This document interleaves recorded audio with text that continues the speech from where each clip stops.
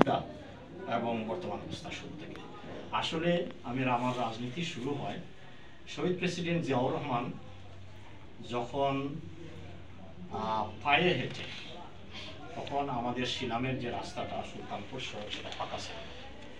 বালাগঞ্জ থেকে সিলেট পর্যন্ত তিনি পায়ে হেঁটে আসার পথে আমাদের জালালপুরের হাই স্কুলের মাঠে একটা পথসভার আয়োজন করেছিলেন ওই সময়।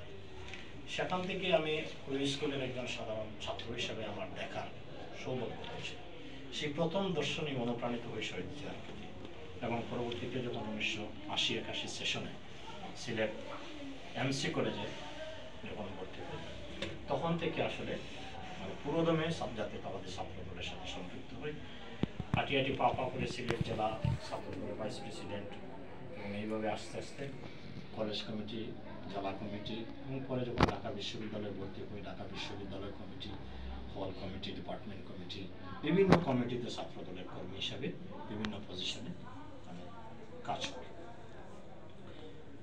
লেখাপড়া শেষে যখন আবার ফিরে আসি, তখন সিলেট জেলা বিএনপিতে শিক্ষা বিষয়ক সম্পাদক, এবং সদর থানা, তখন আমাদের দক্ষিণ সুরমা ছিল না, কমিটি ছিল না, দক্ষিণ সুরমা উত্তর সুরমা মিলাইয়া সদর থানা বিএনপি ছিল। কিছুদিন মোহন মিয়া চেয়ারম্যান সাহেব নাই, তারপরে আমাদের আরও অনেক নেতৃবৃন্দ আছেন, তাদের সাথে ভারপ্রাপ্ত সাধারণ সম্পাদকের কিছুদিন দায়িত্বে ছিলাম। এবং পরবর্তীতে দক্ষিণ সুরমা উপজেলা যখন ইউনিটটা হয়, তখন ওই সময় প্রতিষ্ঠা লগ্নে আমি নিজে উদ্যোগ নিয়ে তখন দক্ষিণ সুরমা বিএনপি প্রতিষ্ঠা করে প্রথম মিটিং আমরা করেছিলাম ওখানে একটা কমার্শিয়াল বিল্ডিংয়ের উপরে। সবসময় তৎকালীন সময় মিটিং হতো, ফুলর ভাই সেটা জানা আছে, বাসায় চেয়ারম্যান। তো এই বাসায় এসএসকে যিনি চেয়ারম্যান ছিলেন ওদের সাথে নিয়ে আমি শুরু করেছিলাম প্রথম নিজে কনভেনার হয়ে, এবং এর কিছুদিনের মধ্যে আমি লন্ডন চলে যাই, যেটা বললাম উচ্চশিক্ষার জন্য।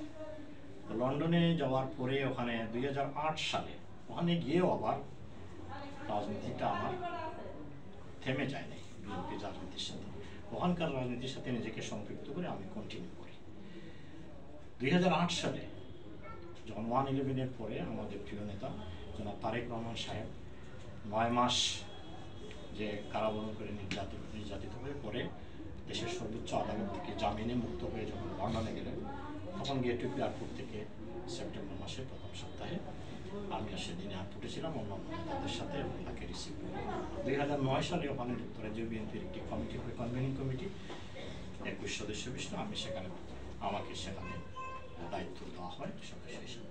পরে 2010 সালে একটা বিশাল বড় একটা ঐতিহাসিক সম্মেলন হয়েছিল, বিদেশে এরকম এত বড় সম্মেলন হয়নি। এই সম্মেলনের মধ্য দিয়ে আমার প্রিয় নেতার সান্নিধ্যে আমি সাধারণ সম্পাদক এবং পরবর্তীতে সদস্য সচিব হয়।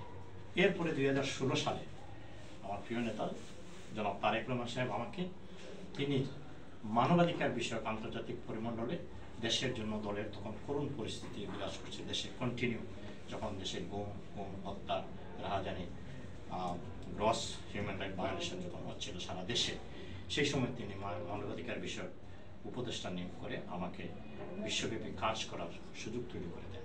একই সাথে একই বছরের শেষের দিকে আমাকে আন্তর্জাতিক বিষয়ক সম্পাদক জাতীয় নির্বাহী কমিটিতেও অন্তর্ভুক্ত করেন, এবং সেই থেকে আজ পর্যন্ত আমি এই দুইটি পজিশন নিয়েই আমি কাজ করে যাচ্ছি দলের একজন কর্মী হিসাবে। এগুলো আমার একটা রাজনৈতিক ছোট্ট একটা পরিচয়।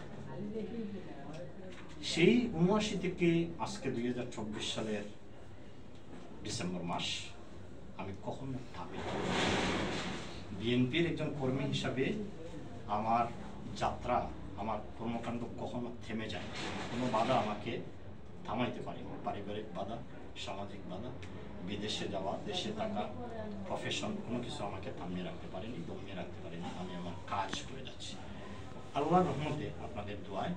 এই যে দীর্ঘ পথ বিএনপির একজন কর্মী হিসেবে কাজ করেছি, দলের প্রতি আমার আনুগত্য, আমার লয়ালিটি, কমিটমেন্ট আমি 100% মেনটেন করেছি। কোথাও আমার কোনো ব্যত্যয় হয়নি, কোথাও কমিটমেন্ট ফেল করিনি, কোথাও দলের প্রতি অন্যায়, দল কোনো সময় আমাকে অন্যায় বা কোনো ধরনের সাংগঠনিক কোনো ধরনের ভুল ত্রুটিতে পাইনি।